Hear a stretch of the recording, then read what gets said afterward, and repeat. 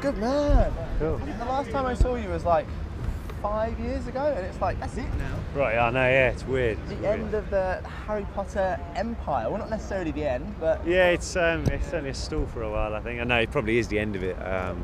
It's weird seeing everyone in the hotel today and then realising that we're not going to see each other again. Is there in that space. Is there that sort of like atmosphere that you're not going to see each other again? Because normally, you know, at the end of filming, you go away and you know that you're all going to come back, like a sort of, you know, school trip or something. Yeah, exactly. No, very much so. I mean, we know that it's all done now. We know that it's all finished, and we're just kind of sampling it all in. I think that's the main thing. But I don't know. It's going to be weird, I think, on Friday morning when we wake up after the party and think, right, what next?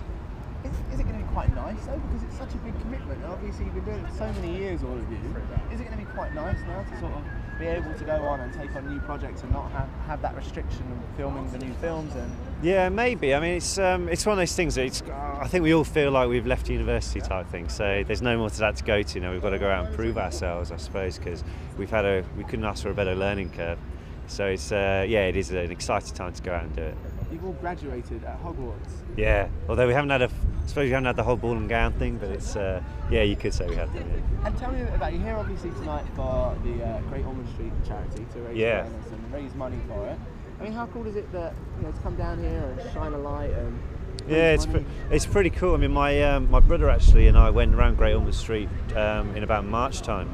I had a good look around, and my brother actually raised quite a lot of money on the Three Peaks Challenge for Great Ormond Street. He raised about $2.5 grand. So I'm here on his behalf, really, I suppose, tonight, because he's got other commitments elsewhere. But it's great that they've been able to, you know, get all these fantastic cars here and regenerate the whole thing for the hospital. It's fantastic. And back to Harry Potter, because tomorrow's going to be so mad. Everyone's going to be there, and we're going to be there like stars and everything. So tomorrow, obviously, the premiere's in Trafalgar Square as well. It's the first time it's been in Trafalgar Square. Do you know what's going on down there? Have you got any? No idea. All I know is that there's been people camping out there since yesterday for it.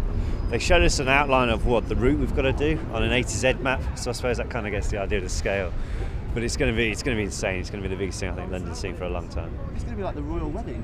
You've got like a procession through the street, and then I think it is. I mean, they were saying, I'm glad that I've got nice shoes on, comfortable shoes. We'll say. Shoes, yeah. I want to see how many of the girls will be taking them off and carrying them in on the way.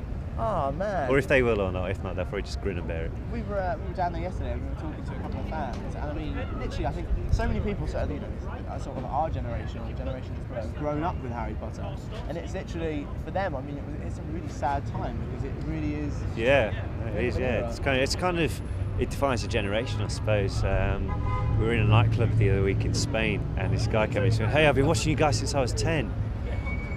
All right, okay. And then you kind of realise the size of how long it's gone on for and what it means to people, and that the films are growing with the way that people expect them to go. It's been amazing to be part of. You really you do forget how long it's been on. Do you think there's also a pressure now, because you guys have been sort of in this Harry Potter bubble?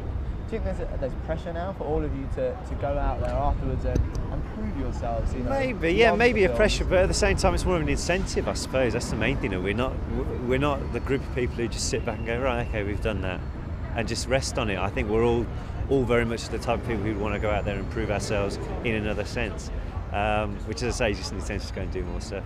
What would you be looking forward to doing next? What would you like to do? Sorry.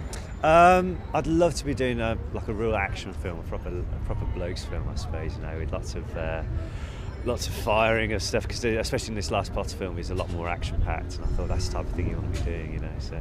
And if I could just ask them one more question, no, I'm so fine, sorry. I'll go for it. Do you think it's going to be? Do you think there's that sort of typecasting as well, because you guys have been doing it for so long, and when you're playing particular characters for so long, it's so difficult to sort of shake that. Yeah, maybe. I mean, there's been a lot of people who've said that, but I think the good thing about playing a ginger-haired kid with brown hair is quite good, because I can cut all that short, and if I'm separated from my brother, we do look a bit different. And I'm also a lot taller than people think I am, so I suppose that helps.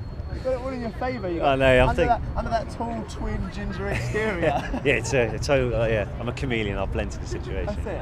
Brilliant. Well, thank you very much. We'll see you tomorrow. Cheers. Thank you very much.